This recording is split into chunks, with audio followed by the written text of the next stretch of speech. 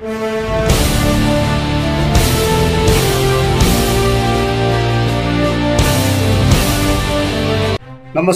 ವೀಕ್ಷಕರೇ, ನಾನು ನಿಮ್ಮ PH ನಾಯ್ಕೋಡಿ.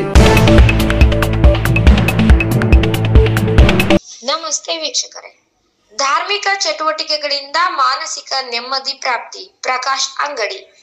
ಮಠಮಾನ್ಯಗಳಲ್ಲಿ ನಡೆಯುವ ಧಾರ್ಮಿಕ ಚಟುವಟಿಕೆಗಳಲ್ಲಿ ಸಕ್ರಿಯವಾಗಿ ಪಾಲ್ಗೊಳ್ಳುವುದರಿಂದ ಮನುಷ್ಯನಿಗೆ ಮಾನಸಿಕ ನೆಮ್ಮದಿ ದೊರೆಯುತ್ತದೆ ಎಂದು ಸಗರನಾಡು ಸೇವಾ ಪ್ರತಿಷ್ಠಾನದ ಅಧ್ಯಕ್ಷ ಪ್ರಕಾಶ್ ಅಂಗಡಿ ಕನ್ಹಳ್ಳಿ ಹೇಳಿದರು.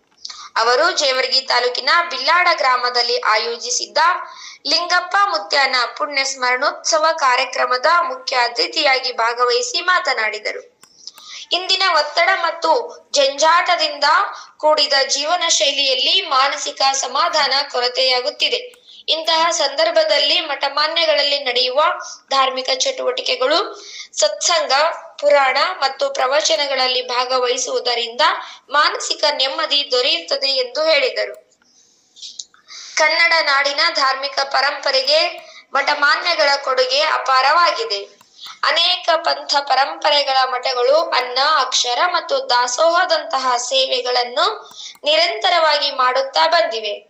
ಜೇವರ್ಗಿ ತಾಲೂಕಿನಲ್ಲಿಯೂ ಅನೇಕ ಮಠಮಾನ್ಯಗಳು ಈ ಪರಂಪರೆಯನ್ನು ಇಂದಿಗೂ ಮುಂದುವರಿಸುತ್ತಿರುವುದು ಅತ್ಯಂತ ಮಹತ್ವದ ಬೆಳವಣಿಗೆ ಎಂದು ಅವರು ಅಭಿಪ್ರಾಯಪಟ್ಟರು.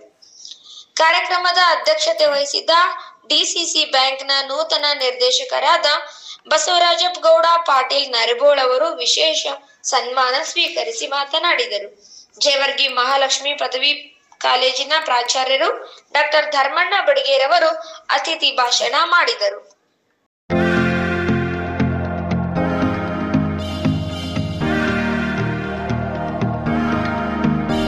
Let's blowing it all